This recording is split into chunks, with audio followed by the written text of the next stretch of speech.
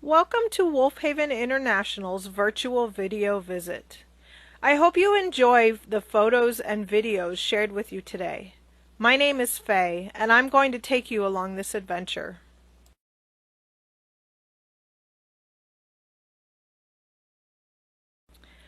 First stop, London and Lexi. London is the white wolf kind of in the front on the left, and Lexi is the grayish-brownish wolf to the right in the rear. Lexi was born in 2003. She spent her life at a roadside attraction in Alaska. The roadside attraction had about 30 animals, some wolves, but mostly wolf dogs. Sadly, every animal there lived their entire life on an 8-foot drag chain attached to a metal post. Tourists were allowed to come in and see them for a small fee. In 2011, the state of Alaska stepped in and shut the facility down. All of the animals were rescued by Lockwood Animal Rescue Center in California. Lexi lived there for a couple of years before being brought to Wolfhaven to be a companion for London. London was initially purchased by a trainer in Hollywood. The trainer was going to make him act in a movie.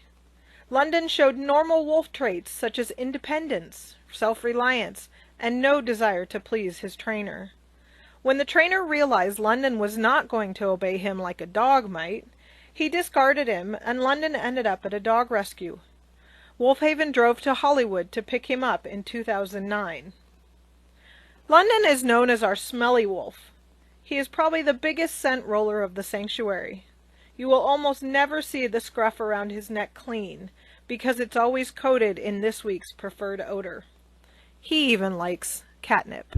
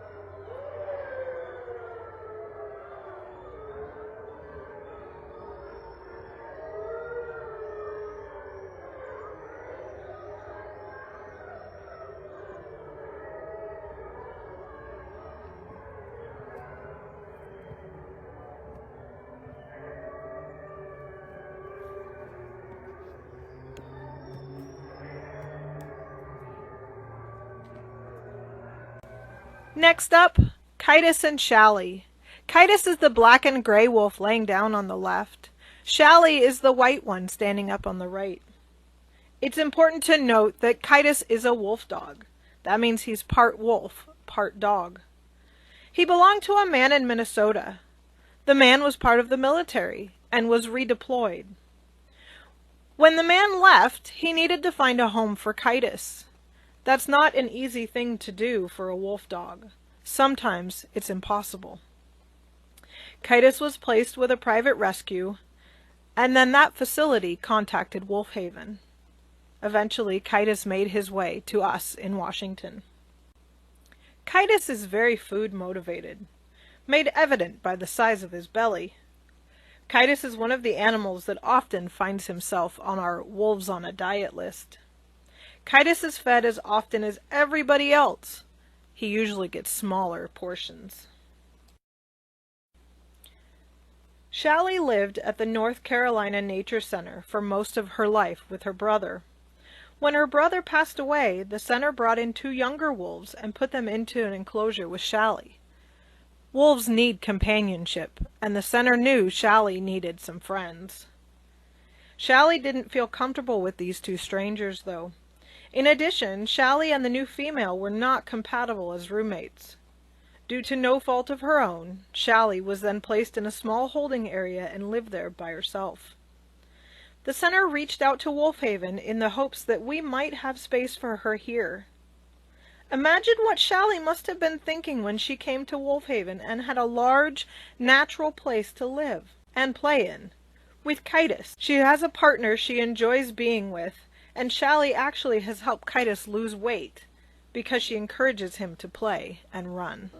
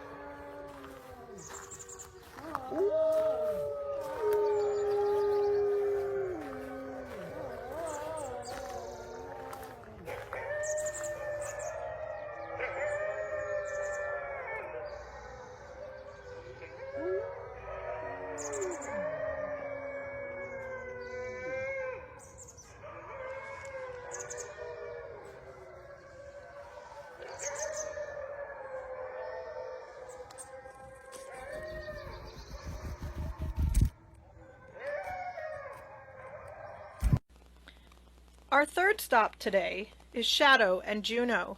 Shadow is the grayish silver black one on the left, and Juno is the one facing the camera about in the middle. Shadow was bred and sold to a high school student who lived in an apartment when he was just weeks old. Obviously, Shadow needed more space than an apartment. The student did not feed Shadow the right type of food, so Shadow ended up being a very underweight wolf pup. The student could not deal with Shadow and tried to find him a new home. Because Shadow is a wolf and a wild animal, no one was able to care properly for him. Shadow was 6 months old when he finally arrived at Wolfhaven after having 4 different homes. At our sanctuary, he will have a great home for the rest of his life. Juno, like Shadow, was a pet. Juno is also a wolf dog, like Kitus. It's important to know, though, that Juno is high-content wolf dog. She exhibits a lot of wolf behavior and looks very wolfy. We do know that she is a wolf dog because her birthday is February 28th.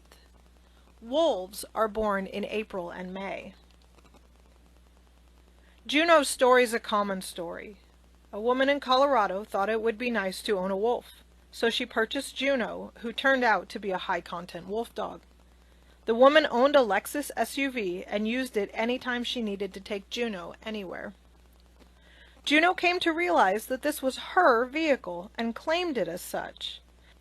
After about a year, most of the interior had been ripped apart and pulled apart. She had ripped part of the bumper off and had even gone as far as to start chewing on the tires. The Lexus is a good example of the potential destructive behavior of a bored wolf dog. While owning a puppy was cute and fun for a while, Juno quickly grew into a wolf dog that the owner could no longer control. The owner contacted Wolfhaven about placement, and we were able to take her.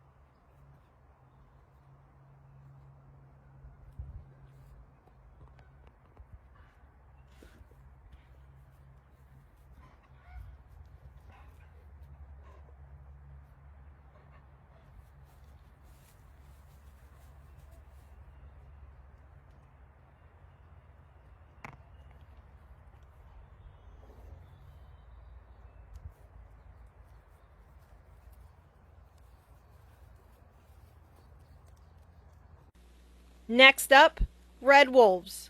Red wolves are a highly endangered wolf species. They're native only to North America and only the southeast corner of North America. They're part of the federal program through the U.S. Fish and Wildlife Service for species survival plans for endangered species. It's important to know, though, zoos and other facilities like Wolf Haven are where these animals live.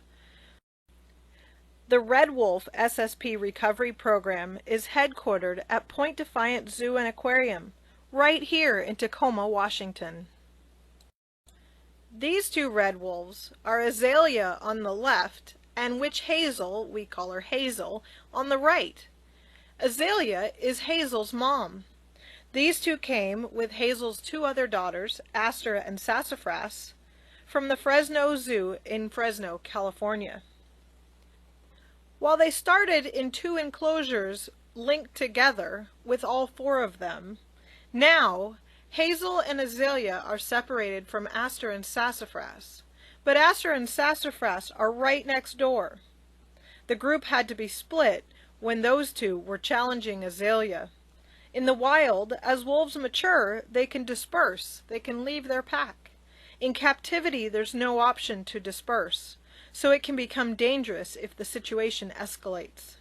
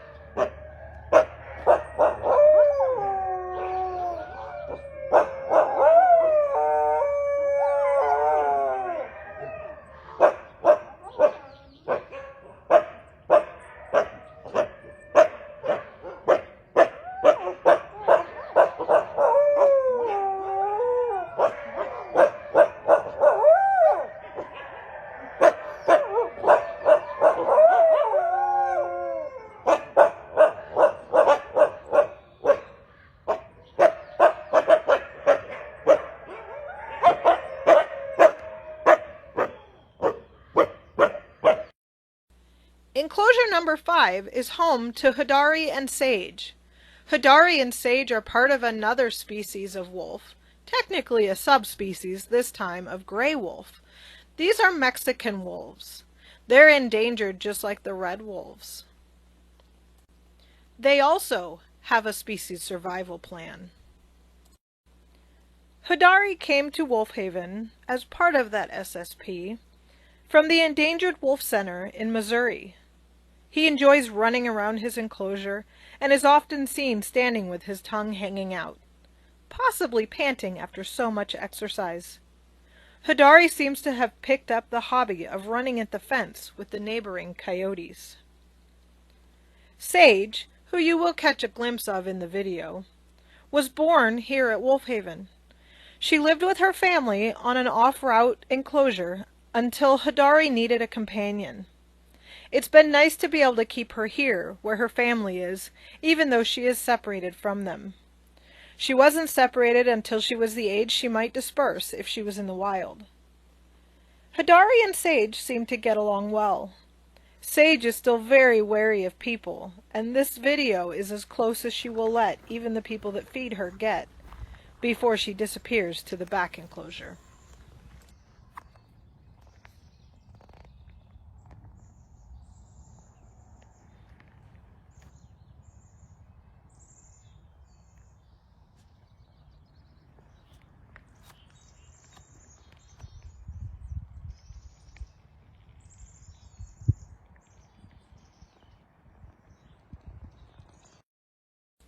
Our sixth and final enclosure on our visit today is coyotes.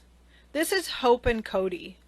Hope is in the bushes in this picture, where she spends a lot of her time when people are around. Cody is down on the right-hand side. Both of these coyotes are wild-born, and both of them tragically ended up in captivity. When Cody was just a few months old, he was attacked by a dog. The dog's owner found the injured pup, and the following morning took Cody to the local animal hospital. The entire area underneath his jaw was open, and his front leg was broken. After recovering enough for surgery, and then recovering from that, it was determined that Cody's life would be better in captivity.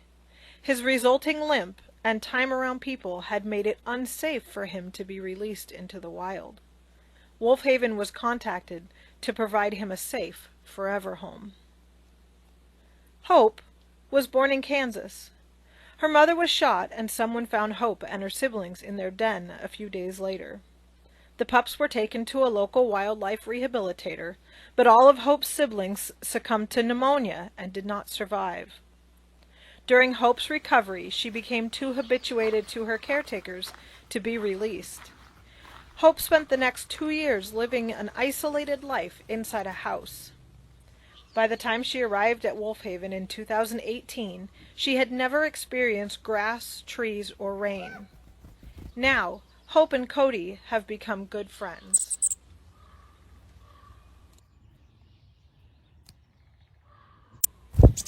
While that was our last official enclosure on our visit route, I wanted to share a couple of videos about two special wolves at Wolf Haven. This is Grayling and a Pawnee. Both of these wolves came to Wolf Haven from zoos.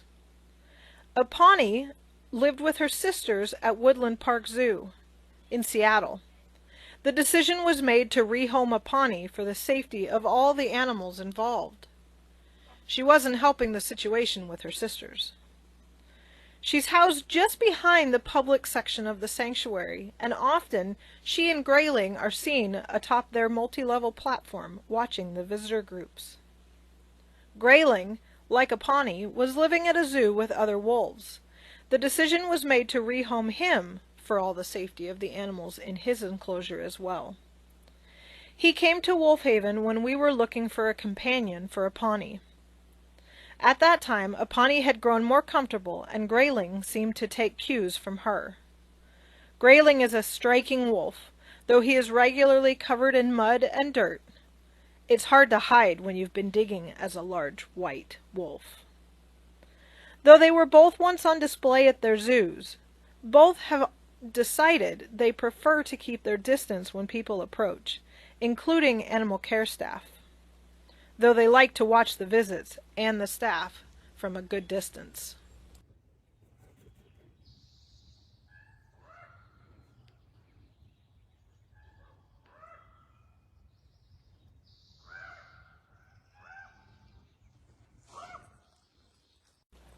In this video, you can see the relationship that wolves have with ravens.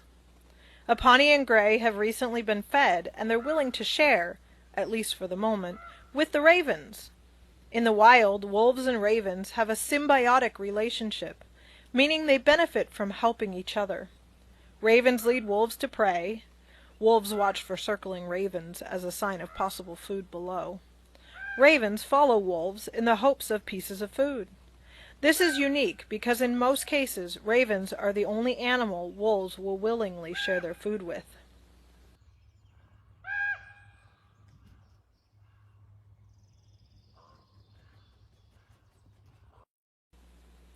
Thank you for joining me on this virtual video visit of Wolf Haven. I hope you enjoyed the videos, the pictures, and the stories.